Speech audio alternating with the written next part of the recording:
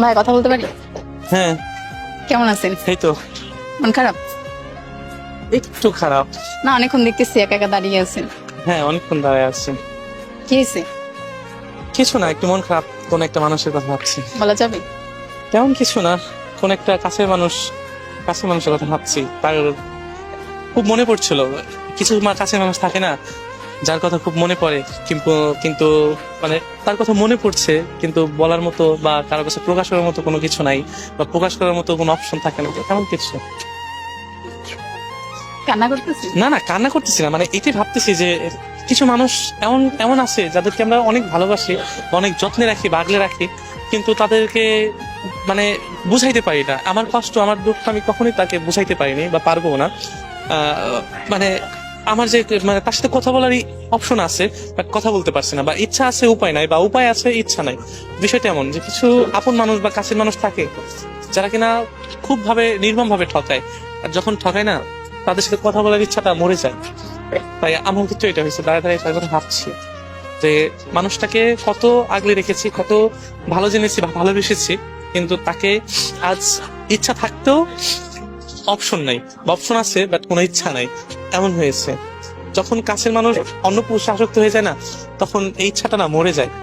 যে কাছের মানুষটা যখন অন্য পুরুষে আসক্ত হয়ে যায় বা 12 পুরুষে আসক্ত হয়ে যায়, তখন প্রথম হয়তো বুঝতে পারিনি, যখন পরে বুঝতে পারি, তখন বুকের বাঁ পাশে এক বুক কষ্ট নেমে আসে, যেটা আমি বা আমার মতো পুরুষ যারা আছে তারা কাউকে বোঝাতে পারবে না, বা কেউ কখনো বুঝাইতে পারবে না।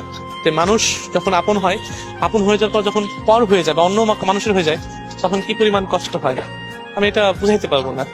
আর মানুষগুলা খুব দামি হয়, জানেন, যে যে যখন তাকে ভালোবাসি বা ভালো জানি বা ভালো রাখার চেষ্টা করি, তখন ওই মানুষগুলা এমন ভাবে নিখুঁত অভিনয় করে, যেটা হয়তো বলে বোঝাতে পারবো না বা সম্ভবও না। আর তার কাছ থেকে এমন ভাবে ঠকেছি যেটা কিনা প্রকাশ করার মতো না, কারো কাছে প্রকাশ করব সেটাও না। এই জন্য নীরবে কষ্ট পাওয়া ছাড়া কোনো উপায় নাই, বা একাই ভাবি যে কেন মানুষ এমন হলো। আর সবচেয়ে বড় কথা কি, যে ওই মানুষগুলাকে একটা কথা বলতে চাই যে শখের মানুষ হয়ে থেকো সারা জীবন, কখনো কাউকে কষ্ট দিও না। আর 12 পুরুষে আসক্ত না হয়ে এক পুরুষে আসক্ত হও, দেখো ভালোবাসা অনেক সুন্দর। তোমাকে ভালোবেসে কেউ নীরবে কষ্ট পাবে, সেটা হয়তো দুনিয়া সহ্য করলেও সৃষ্টিকর্তা কখনো সহ্য করবে না।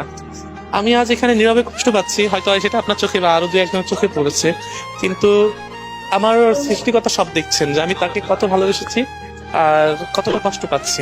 সে 12 পুরুষে আসক্ত হয়ে এখন হয়তো ভালো আছে, কিন্তু একটা সময় আমি ভালো থাকবো, সে